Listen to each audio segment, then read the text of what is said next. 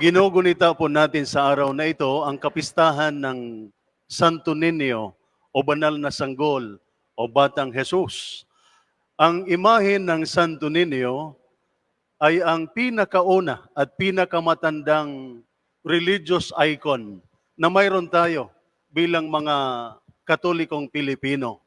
Kung ating matatandaan, ang imahe ng Santo Niño na sa kasalukuyan ay nasa pangangalaga ng Basilica Minore del Santo Niño de Cebu ay ang imahen na ibinigay ni Fernando Magallanes o Ferdinand Magellan kay Reyna Juana bilang regalo o token sa kanyang pagyakap sa pananampalatayang Kristiyano sa pamamagitan ng pagpapabanyag kasama ang mga Cebuano noong 1521.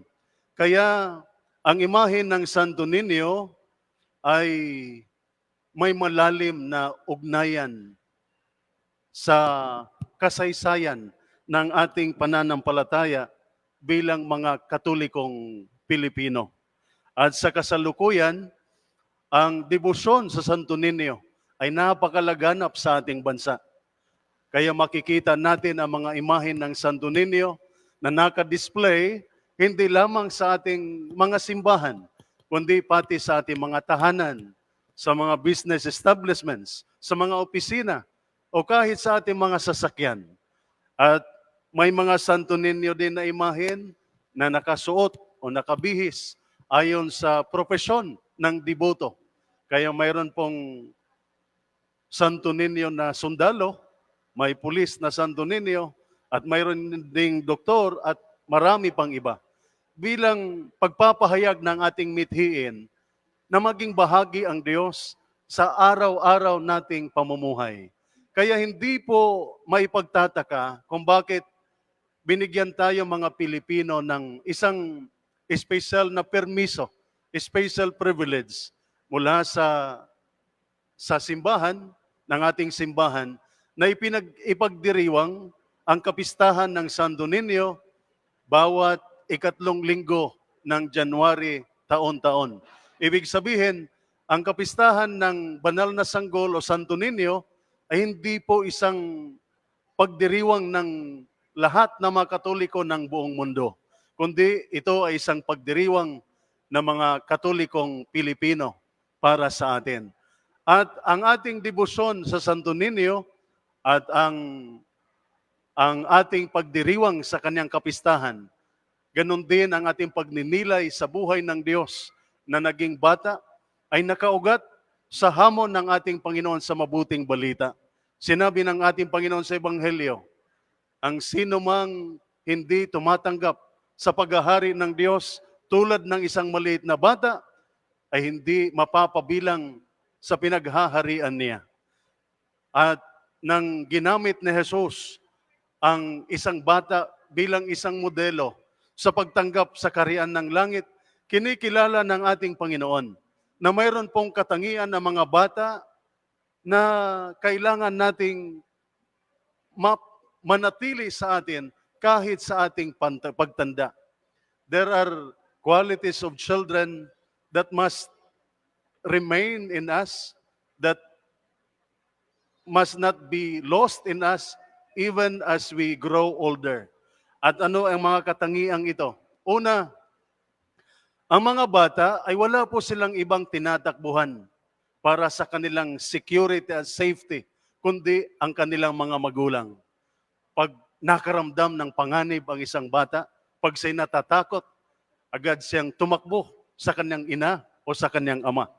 At ang mga magulang ang magbibigay sa kanya ng assurance na siya ay ligtas and ang lahat ay okay.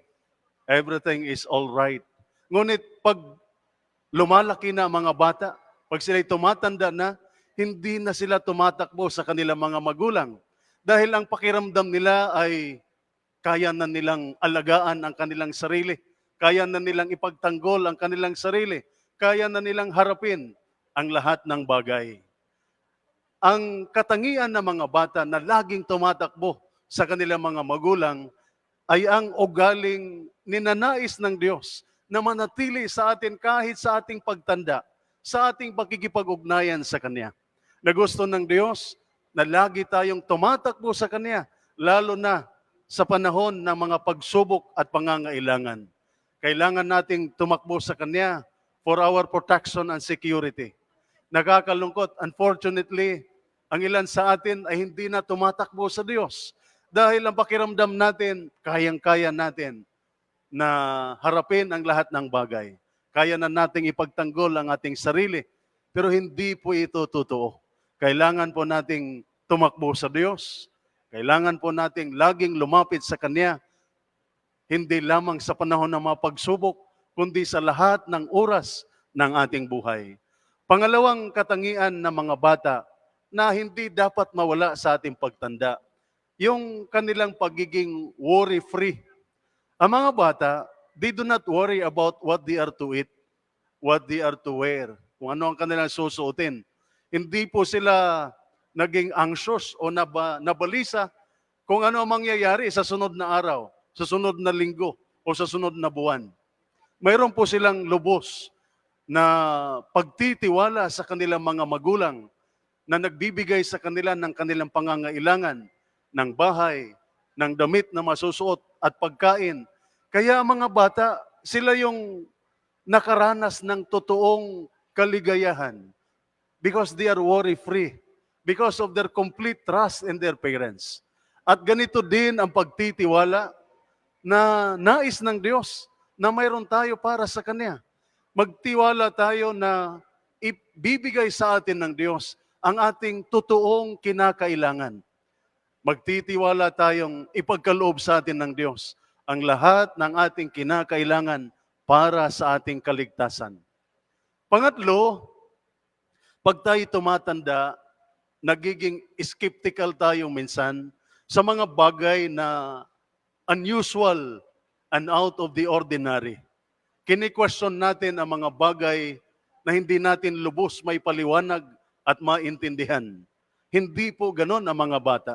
Ang mga bata, they allow themselves to have that awe and wonder, to accept amazing things beyond themselves. Ganito din ang katangiang nais ng Diyos na mayroon tayo.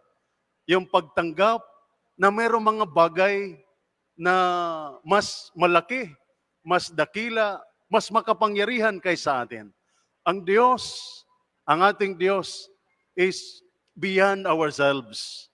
And He is worthy of our admiration and worship. At pang-apat, ang mga bata, natatakot sila pag nahiwalay sila sa kanilang mga magulang. Umiiyak ang bata pag nahiwalay sa kanyang nanay. Naalala ko nung ako ay nasa grade school pa, madalas akong sinasama ng aking nanay sa kanyang pamamalingki. Mayroon siyang maliit na sari-sari store.